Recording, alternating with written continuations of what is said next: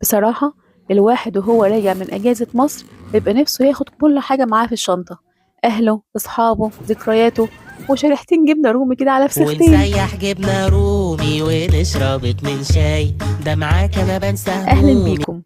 اسمحوا لي أخدكم معايا النهاردة في مشاوير الأجازة.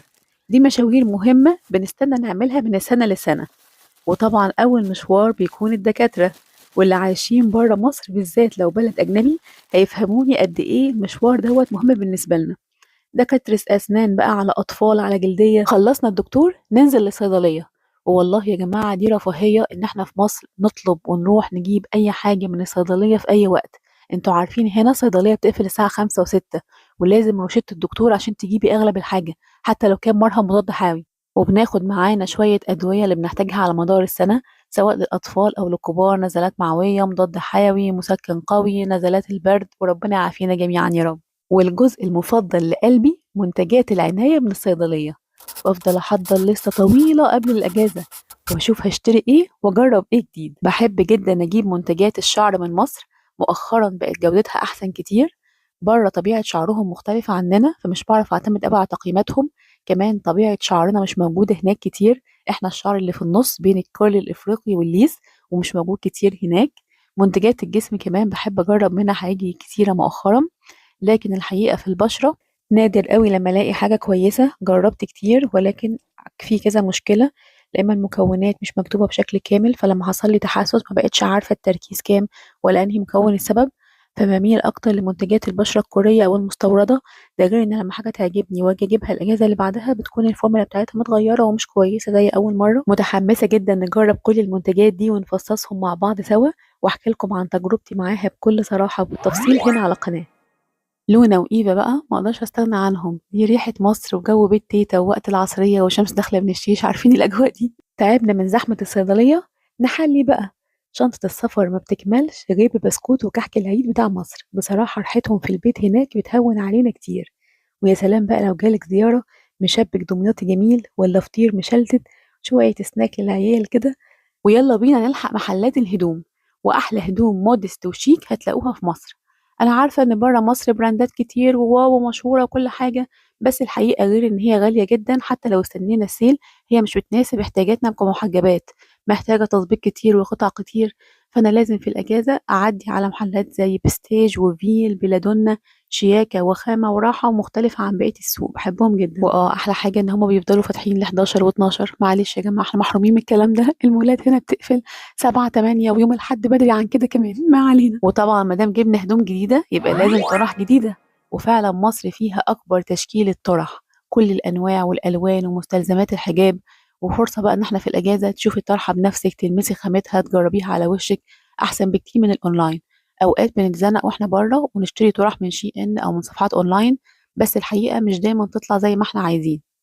عجبني قوي طرح الجل دي، ناعمة وخفيفة ومعاها البندانة بتاعتها نفس اللون، مناسبة كمان للسن الصغير اللي لسه بادئ يلبس حجاب، لأنها ثابتة ومش بتتزحلق، مريحة، مش محتاجة مجهود كبير في اللبس. وافتكروا كمان الدبابيس لو بتحبوا النوع ده.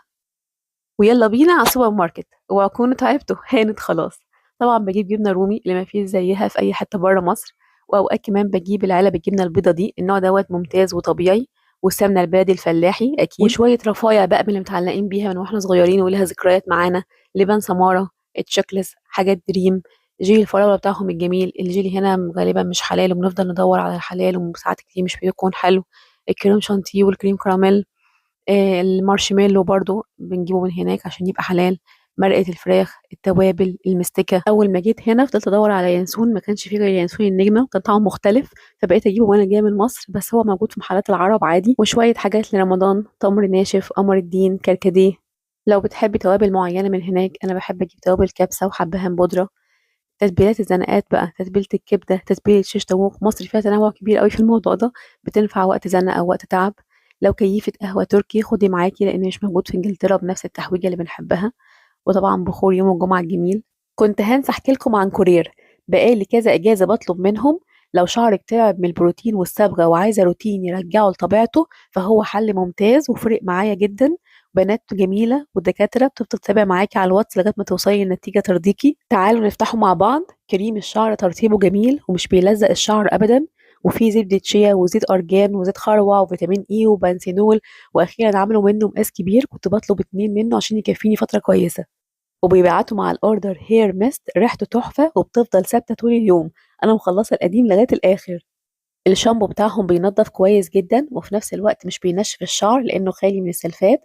بستخدمه مرة كل أسبوع أو 2. ولكن للأمانة برضو في حاجة ضايقتني، خدوا بالكم منها. المنتج هنا مكتوب عليه صلاحيته سنة، ينتهي في 3/26، ولكن من شهر 12 ريحته غيرت شوية. احنا دلوقتي اهو في أول شهر 1، ريحته بقت صعبة جدا، مش هعرف استخدمه خلاص. وللأسف آخر شوية دول هيترموا. أوقات بلاحظ في بعض المنتجات المصرية إن قبل ما صلاحيتها تخلص بتفصل أو بتغير، بس أنا هقول لهم على الملاحظة ديت لأنها مهمة جدا. ونقطة كمان حابة أوضحها، إنك هتلاقي ريفيوز على الصفحة لصور شعر كيرلي قبل الاستخدام وبعده مفرود، بس دي بتكون صاحبتها لفت شعرها طاقية، أو دي كانت طبيعة شعرها قبل البروتين. لكن هو ملوش أي علاقة بالفرد، هو ترطيب عميق، تغذية، ترميم، علاج، لكن مش بيفرد. السيرم بتاعهم لطيف خفيف، ريحته جميلة وبيحافظ على الترطيب، بيدي لمعة حلوة للشعر وبيساعد الأطراف المتقصفة تكون أحسن. ونيجي لنجم المجموعة في رأيي، حمام الكريم. مليان مواد مرطبة قوية، بنسيبه على شعرنا 20 دقيقة وبعدين نشطفه. بيدي نعومة وترطيب رائع. ريحته جميلة جدا برضه، ترطيب عميق شبه حمامات الكريم المستوردة الغالية.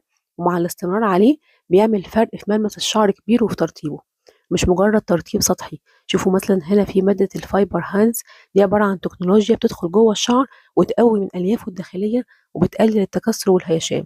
فعشان كده بقول لكم هو يعتبر علاج وترميم مش مجرد ترطيب سطحي. واخر حاجة في البوكس وهي جديدة عليا اول مرة اجربها، الهير بالم. غنية بالزيوت، فمستنية منها انها تهدي الهيشان مع ترطيب والبيبي هير ينام.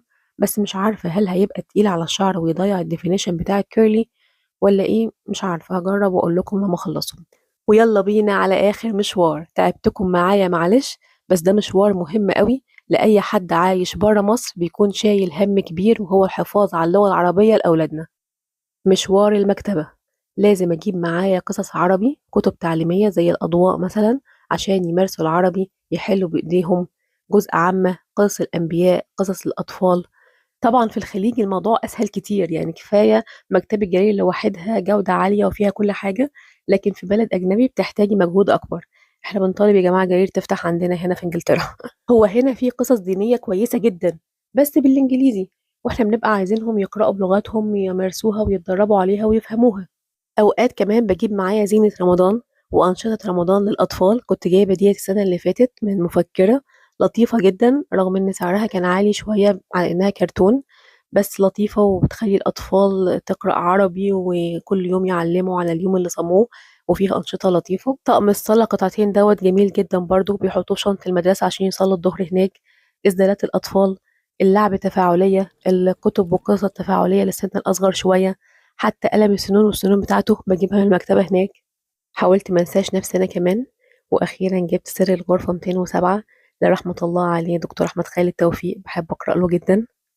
ومخبيش عليكم، أول لما بشوف ميكي وبطوط وروايات جيب مبقدرش أقاوم وبجيبهم فورا.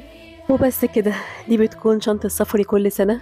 مش بس فيها شوية هدوم وأكل، لأ، فيها حتة من ريحة بلدنا، تفاصيل بنحاول نحافظ عليها في الغربة أو نهون بيها على نفسنا. أتمنى الفيديو يكون عجبكم. شاركوني في التعليقات بتحبوا تاخدوا ايه من مصر وانتوا راجعين. ما تنسيش لايك واشتراك في القناة، وشكرا ليكم.